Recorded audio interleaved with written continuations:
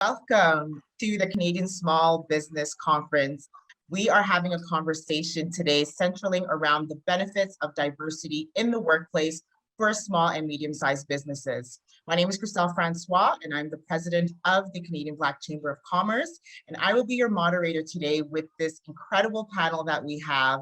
And I'll kind of just begin and share with you guys who we have on this great panel.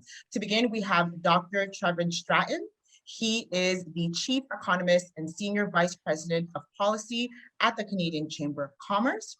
We also have with us Jamil Cruz. She is the founder and CEO of IND 101, a consulting firm specializing in inclusion and diversity strategies and implementation.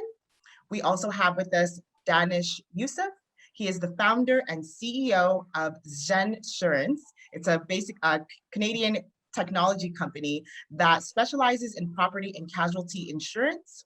And lastly, we have with us Laura Williams. She is the founder and principal at Williams HR Law and Williams HR Consulting, two firms that specialize to minimize workplace law challenges and maximize employee engagement and boost performance. So thank you to all of our great panelists who are joining us today. As of last year, if you guys recall, since the recent uprisings, we've seen a huge increase in companies making commitments to ensuring that they have much more diverse teams in terms of their staff at various levels of staff to ensure to have these type of representations. We've seen the reports come out, the studies that really show and reflect that having diversity not only benefits your company from an overall staff morale performance perspective, but also from an ROI and for financial perspective as well, because you have diverse perspectives at the table. And so this conversation is extremely critical, and I'm excited to kind of just dive in. To start us off, Trevin, I'd love to start with you. What would you say are some successful initiatives and best practices that your organization has identified and been able to implement? Well, thanks, Christelle, and happy to be here today too. And it's a great and very important question. I think from my own perspective, something that's so important is that it has to be a whole of organization approach. This doesn't only have to do with human resources, or it doesn't only have to do with board representation or other aspects of the organization. It has to do with the organizational culture itself in many ways too. And so certainly at the Canadian Chamber of Commerce, we have created a board task force on diversity and inclusion. We've actually recently hired a strategic advisor for diversity and inclusion initiatives as well to be able to implement that throughout the entire organization. But we're also a unique type of organization too, in that we represent the Canadian business community, about 200,000 businesses. And so I think it's also important to think about, our outward facing representation as well, and promoting diversity and inclusion amongst the entire Canadian business community, apart from our own organization as well. And so some of the things we've done, we've created a BIPOC Leadership and Inclusion Council, Black people, Indigenous people, people of color, which is co-chaired by Caroline Hilton, who's the CEO of the Indigenomics Institute, George Wamala from RBC, to really help promote diversity and inclusion within the entire Canadian business community. We've created a Council for Women's Advocacy, which has been very instrumental in some of the policy decisions when it comes to childcare and other aspects of women in the workforce, particularly when it comes to the COVID pandemic as well. But even, and certainly, we've been working very closely with Indigenous communities when it comes to the implementation of the United Nations Declaration on Indigenous Peoples and Canadian legislation as well. Something I think that's I'm an economist, right? I'm the chief economist too. And so in my kind of day-to-day job, I think it's also important just to try and promote diversity and inclusion however you can. And so recently, in collaboration with Statistics Canada, we created the Canadian Survey on Business Conditions. And part of that, and this data was never collected before, is that we collected data on diversity-owned businesses as well. And really, starting to collect that type of data also will really help with, I think, decision-making with public policy going forward to ensure that diversity and inclusion is included in our economy. Amazing, amazing. I love that. And I love that your organization has tackled the various aspects of diversity as well, making sure that women are represented and BIPOC communities through these various programs, which is commendable to you guys. So we love to see that. Pivoting over to Jamil, one of the things that I'd love to explore with you is, leading on to what Trevin shared with us, how have you and your company been able to leverage diversity in terms of your social content? We know that that's extremely important in terms of being front facing, not only ensuring that it's implemented internally, but from a social content perspective. How have you guys been able to achieve that? Oh, thanks for the question. I'm excited to be here with all of you. First, just picking up on what Trevin was saying, I'm also lead a diversity and inclusion committee for a Chamber of Commerce, the Brazil-Canada one. And I love what he said about really not looking just outside to your members, and what that's happening for us was a whole exercise of thinking about small business and not just catering to the larger organizations that we want to be part of it, because it's like the first step, right? But also looking inside, and that became an exercise with the panels on the way we organize events and everything that we're doing. So seeing that progression within the 2 years that I've been working with Ben, and how we're talking about it today versus when I started and joined the group, it's so impressive and exciting to see. And I turn into the very optimistic that I'm not. I don't think I would consider myself an optimist, but I'm moving that direction just by looking at things that are really happening. And then by thinking about social content and how we're front-facing social media and the organizations we decide to connect and make partners with, I think that's really the core of inclusion diversity when you really think about how that applies into every single layer of your business, right? So it's with your messaging, it's with the services and products that you're actually putting forward. I think if you don't do that exercise of values in every single layer, content included, so who are you choosing to promote? What are the messages that you're talking about? What are the messages that you're choosing not to talk about? Because that says a lot about your organization as well. And then representation matters, right? So if we don't focus on really understanding the diversity of our Canada and everything that we represent, and really understand how those voices are portrayed, we have a challenge ahead of us. So I think understanding all those layers and really making that stop check, right? And asking the right questions about who are we excluding here, who is not in the stable, what have we not considered, or who is part of your everyday business that it's really like, what are you lacking in terms of different voices and voices that are not represented, so you can continue to grow. I love that. So true. I think you really hit it on the nail, especially around what's not being said. And I think oftentimes as companies, organizations, that is an aspect that's so forgotten in terms of making sure that it's not just reflected in terms of their staff and everything that you mentioned, but their communication and all those various layers. So thank you for your expertise on that. I think you definitely hit it on the nail. Danish, wanting to pivot over to you a little bit more. So we know diversity is defined in various ways, right? Through gender, age. What are some of the ways in which you and your organization define diversity? Yeah, first, thanks for having me. I'm excited to be here on such an important topic. The last year or 18 months has particularly been a really important time to talk about these things, given everything that's happening around the world. And as a business owner, it's important for us to be part of the conversation, because we're helping build our society, and we have employees, and some of us will be seen as role models as well. I don't include myself in that. Business owners in general. Yes. I think it's important to define it as broadly as possible. There's the visible side of diversity, and then there's the invisible side. On the visible side is, what do you look like? Do you hold your hair in a certain way, skin color, height, weight, etc.? So that's all the visible side. And that would be, I think, what was the generation one of diversity, of how it was defined. But it's important also to take into account the invisible side of it. What do you present as? What do you prefer to be perceived as? Your mental health situation. Maybe there's disabilities that aren't visible, they're invisible. Your working style. Are you an introvert? Are you an extrovert? All of these things matter. So we want to take a very broad view of that within Zensurance. And we do this not because there's an ROI or return on investment for being diverse, but it's the right thing to do. right? Yeah. If there's a return, great. If there was a negative return, probably still should be doing it because it's the right thing to do for your community. And the definitions change over time. So it's not just what was it 4 years ago and stick to it, but there are things we know now that we didn't know 10 years ago. So we always want to be evaluating it and moving forward. And then definition is just the start of it. You then have to make sure that that's infused in every part of business.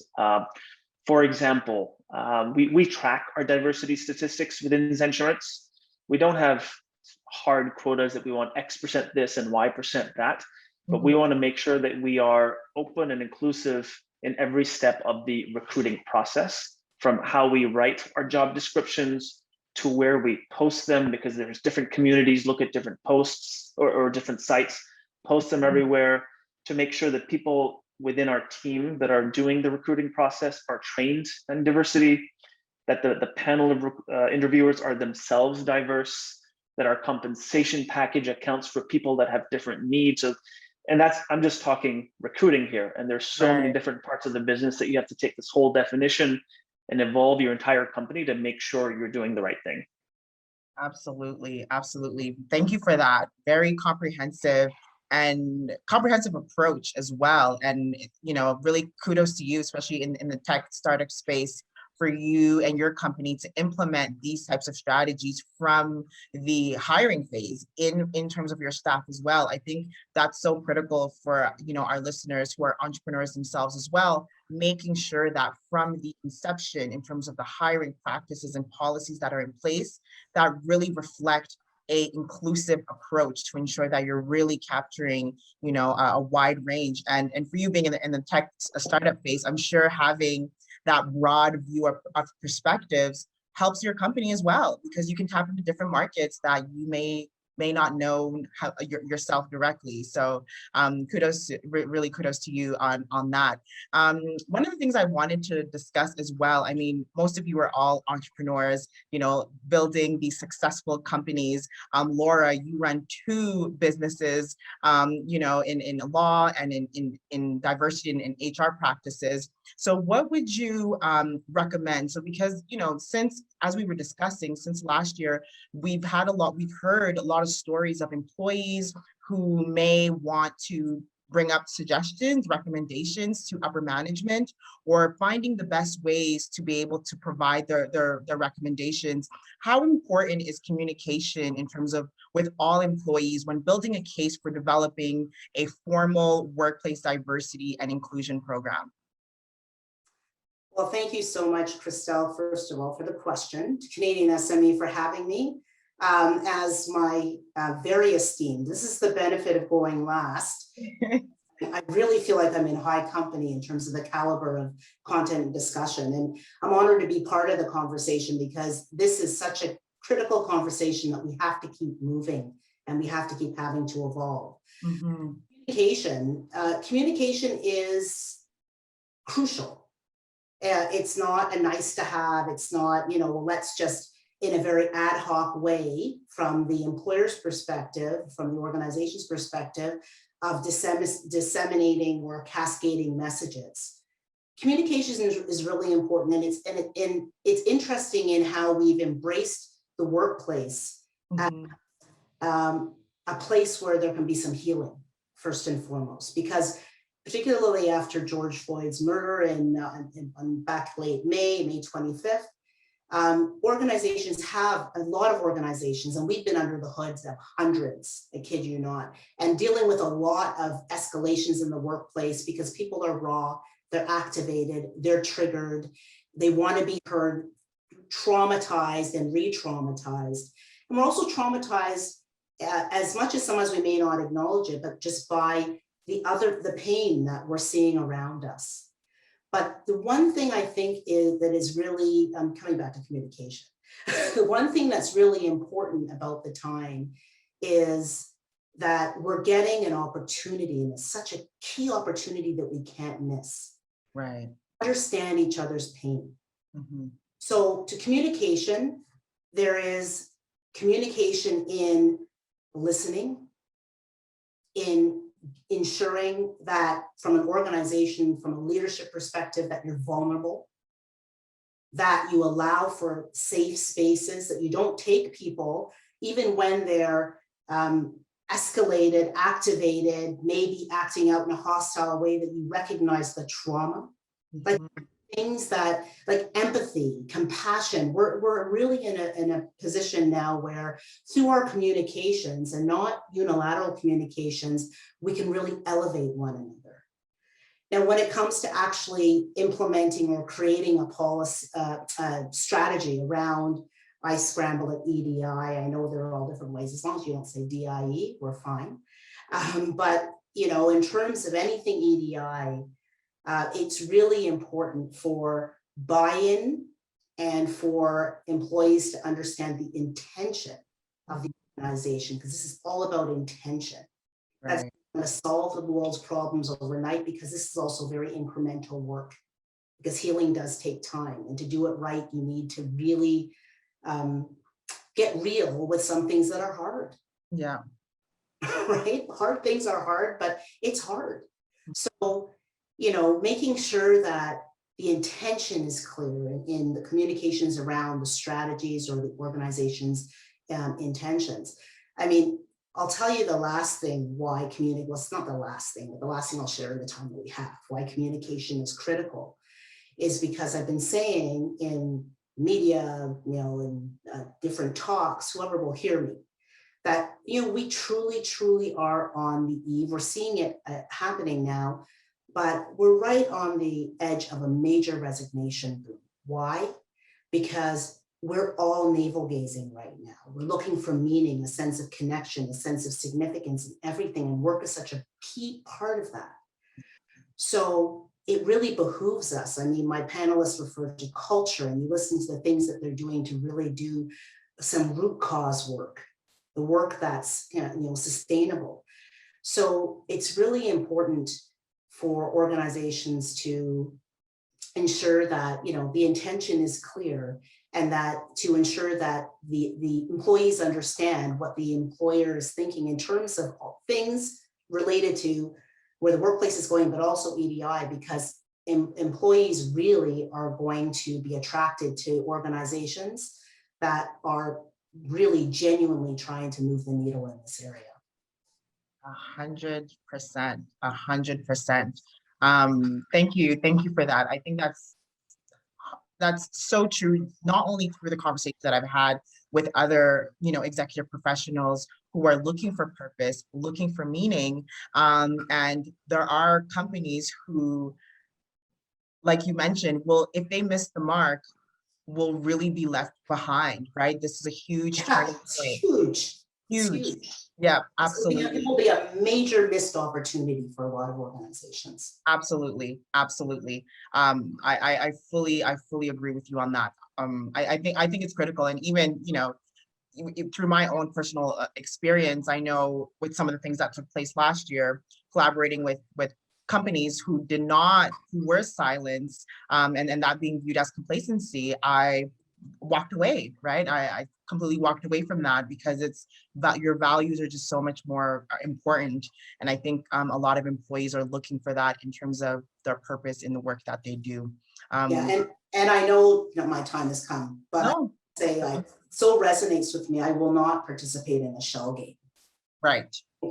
Because it's the shell games that cause a lot of organizations in different areas, including this area, to crumble like a house of cards under the gust of the pandemic winds, right? You have to be built on a solid foundation. So the intention has to be right, has to be genuine. Absolutely.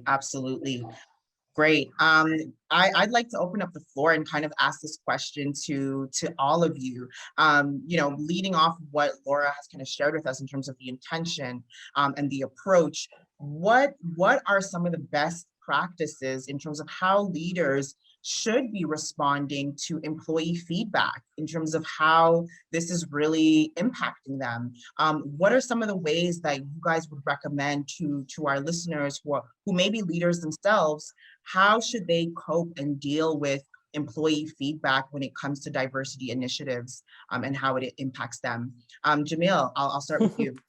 I opened my mic because I needed to comment on something or build on what Laura said, and it's very connected to your question. Like, I love the word intention out there. Like, one of the biggest things I discuss with organizations, it's organic versus systematic. People still believe, because Canada is this like this diverse country, that we're all here, that suddenly organizations will turn into something different that they are today, and we know it's not true, right? So the intention behind everything that we do, behind the actions, behind the strategy is very key.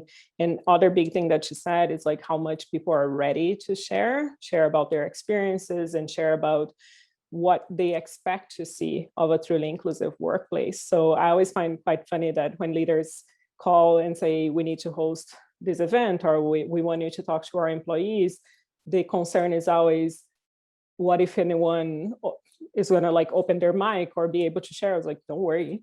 And usually we have to like block the time and be very careful about like really holding a safe space and a caring space to hear what people have to say. And what I usually say to leadership of companies, small or big, is that be ready then to take action, right? Because nothing worse than employees come and expose their challenges with the workplace and their challenge with your culture, and then feel like crickets hurt them, right? That nothing is going to happen, that was just an exercise, a performative exercise. So the whole idea around really having a serious diversity, equity, and inclusion conversation, it's you being ready as a culture, being ready to take action and hold that space of listening and understanding experiences within your place, but also be there for those experiences, right? And really have, like, it's going to be a hard look at your culture, because I can tell you, I don't have clients at organizations that I work with that were perfect, right? None of us are, and we're still on this learning curve. So we need to be open to hear things that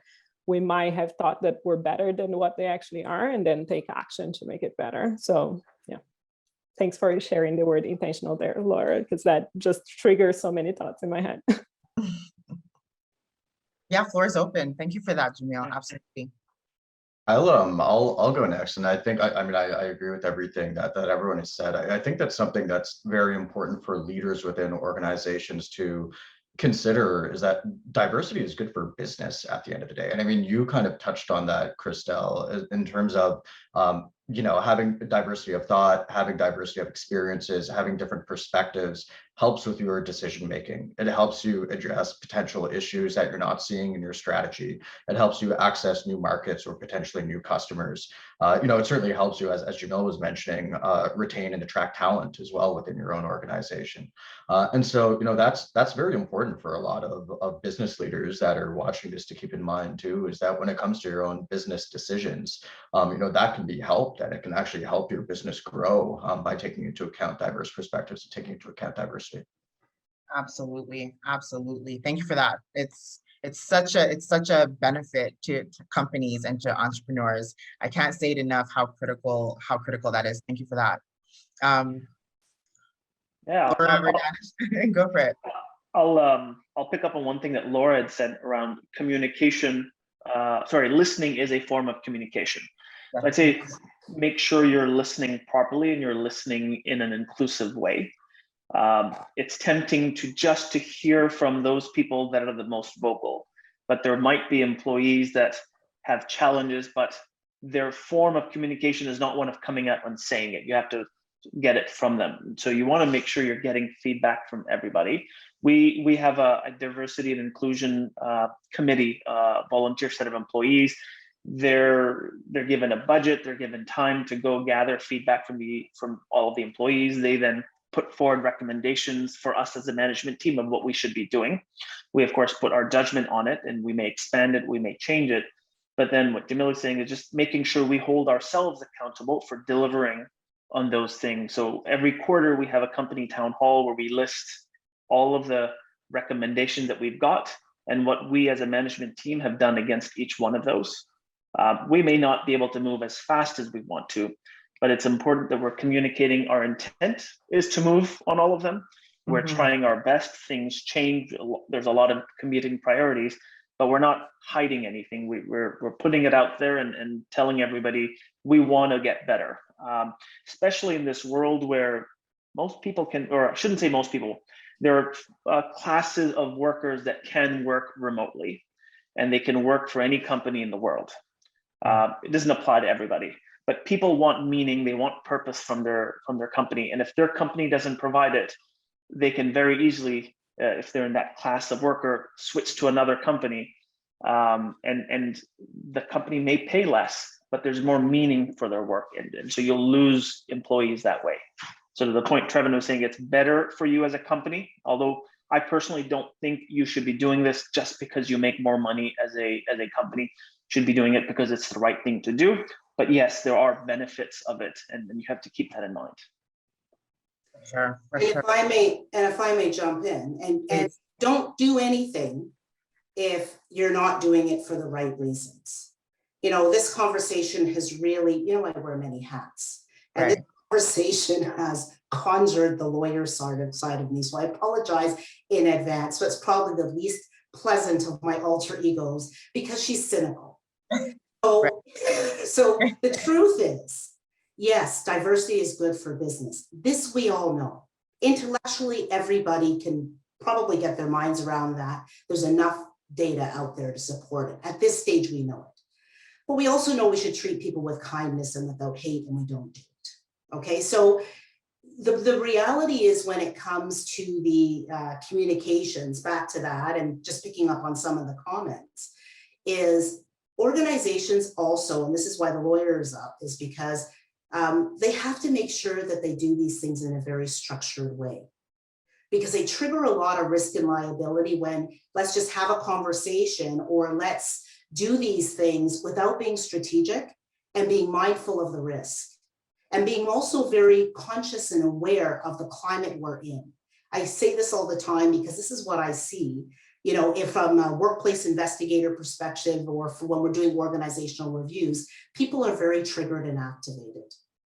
And it's not like anything is letting up. The accelerator is down on all of many communities' pain coming to the fore, right? So it is a time right now where we have to be mindful about how we go about doing things. And this is why you do have to leverage sometimes some external expertise before, not even to facilitate a conversation, but to really go to the soul of who you are as an organization and what you really can do or what you may need to repair and address or reveal so you can heal. You know what I mean? Absolutely. There's a lot of forework. And my biggest caution to a lot of organizations is, yes, we have to, let's buy in on diversity is good. Inclusion is critical and belonging. And how fortuitous is it for those organizations operating in, let's say, Ontario, where we have to, meet accessibility objectives by a certain time, that now accessibility is becoming part of this as well and doing it for the right reasons, right? There's a lot of good, but the biggest caution is that there's also a lot of risk.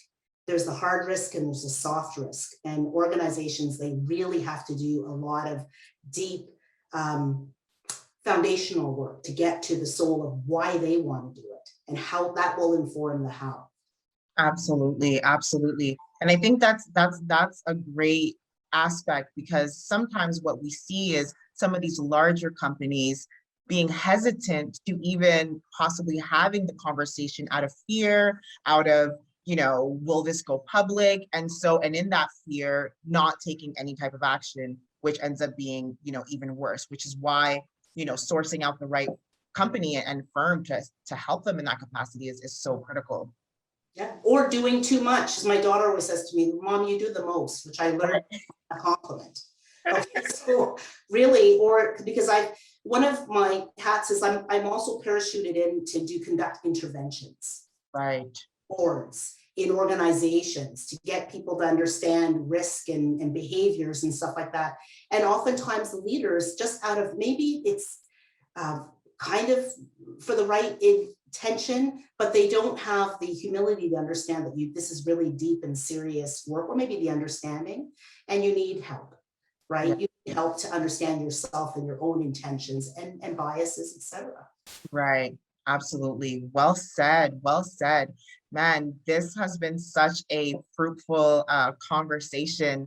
One of the things I kind of also want to touch on is kind of just doing some final thoughts for our listeners who are listening, who are business owners themselves, whether they have a small company, medium-sized company. What would you guys provide as additional feedback or just some final words for our listeners during this talk? We'll start with Trevin, please. Yeah, and I think that's we work with businesses of all sizes, and I think a lot of the kind of larger companies, they have the capacity or they have the resources to create to hire external consultants or internally to do a lot of work when it comes to diversity, inclusion, equity strategies within their own organizations. I see a lot of small businesses out there, like throughout local chambers of commerce, that really want to do more in this space, but they don't necessarily know what to do, and they don't necessarily even have internal, they might not even have a human resources department, depending on the size of their business. Right. And so, I think that what's very important for a lot of small businesses, many of whom might be watching this today too, is to understand that there are a lot of tools out there. I mean, some of the people in this conversation right now, can potentially be helpful with that too. But that there are just kind of more and more information available to businesses on what are best practices, how they can go about doing this.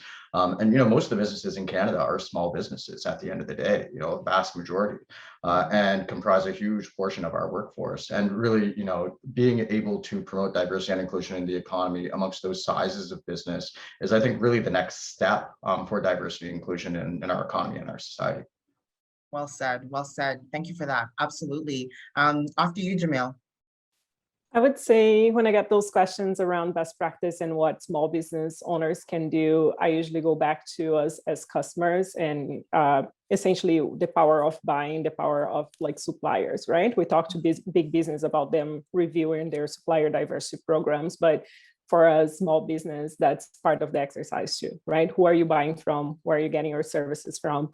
Right. We all have this big framework that we all operate in. So we need to really think about, are we supporting other business like ours? Like, are we supporting our Canadian society? As Trevin just said, it's a lot of small business. So instead of being the quick one, I'm just going to go online and buy from this big company. Did I look around? Did I look through Toronto? Did I look through Canada to see other small businesses that are offering the services and that we could be supporting? So I think we need to start building community from that perspective as well, and using our dollars in a very smart way, and also from a value perspective, right? Are the big business or even small business that I'm supporting sharing the same values, sharing the same beliefs around DEI that I have? So I think once we start having that conversation, again, every layer, every decision making, I think we'll start doing better as a society, and that the same for partnership as well, right? Small business tend to grow quickly through partnerships and really doing contracts together with others. Who are you partnering with? I usually make people like draw this circle of trust. Is your circle of trust diverse? Like, are you looking outside of your kind of the next person that you go to? So I think we all need to start doing that exercise to just get better.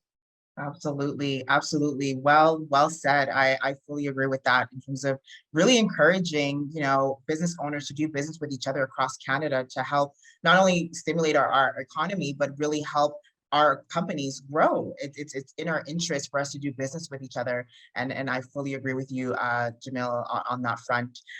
Danish, I know you were about to say something. After you, any final thoughts or comments?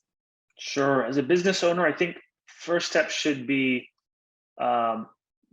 admitting or accepting that diversity is a priority. Because if you don't accept that, anything you'll do could come across as just disingenuous.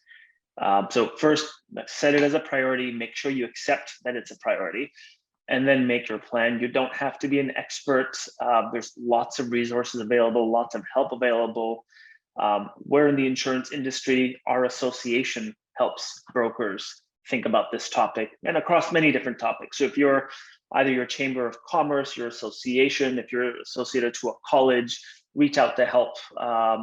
Don't need to know everything yourself, but first step is accept that this is an important step and then move forward from there. Absolutely. Thank you for your wisdom. Well said. And lastly, with Laura, final thoughts. Final thoughts. So just, I'm going to piggyback on what you just said, Danish, and just take it one step further. to really implore organizations to see this as an opportunity, right? See it as an opportunity, and attach the right energy to it so it gets the right traction. There will be this work, it's this whole area. It's very, how would I say? Let's just say dynamic. Mm-hmm. It will be very combustible. So you have to be patient, right? As we're coming to grips with a lot of things. And I would also just say, make sure that you're inclusive in your efforts. So, ensuring that it is, people say it's top down and there's this discourse. Is it really, it's top down, right? Right. I swear I'm not going to debate it. Okay, it's top down. Right. But once, the organization gets its mind around it, so it can lead through it, it does need to ensure that everybody's part of the conversation. And that's very important. And that means that, explaining that while even we may need to focus on certain groups at certain times, let's look at it as an opportunity for us to get a deeper understanding of each other. Right. Mm-hmm. And then people have to be equipped, including being equipped to have challenging conversations, because challenging conversations will happen in the midst of our efforts to even create safe spaces, et cetera. We've got to be realistic about that. But I'll leave it there. There's lots to say. Yeah, absolutely. Thank you for that. Thank you for that, and your expertise on that. I mean, I think our listeners, as you said, it's from the top down. So whether you have a small, medium-sized business, you as a leader, it starts with you. Whether you have the skill set or not, recognizing where you are in that spectrum and seeking out help to help you make these informed decisions to really help you, but more importantly, your company and your staff. And to Trevor's point as well, for those really, micro, smaller size companies, if you don't have the resources to hire, a consulting firm or the HR professionals, there are online tools that you can implement where it could be, anonymous employee can provide their feedback, and you can relay that to you as a leader as well. So kind of exploring also, tech savvy tools that can help you be a little bit more, equipped and nimble in your approach to this, and just exploring those various aspects as well. But more importantly, this conversation, I feel like we definitely could have spoken much longer and gone into more depth, but I want to thank you all for providing your experience, your expertise in this fruitful conversation. And I hope that our listeners really took away some key valuable insights and tools to apply to their business. This is an ongoing conversation, and we thank you all for joining us today. Have a good rest of the day, guys. Take care. Thank you. Bye.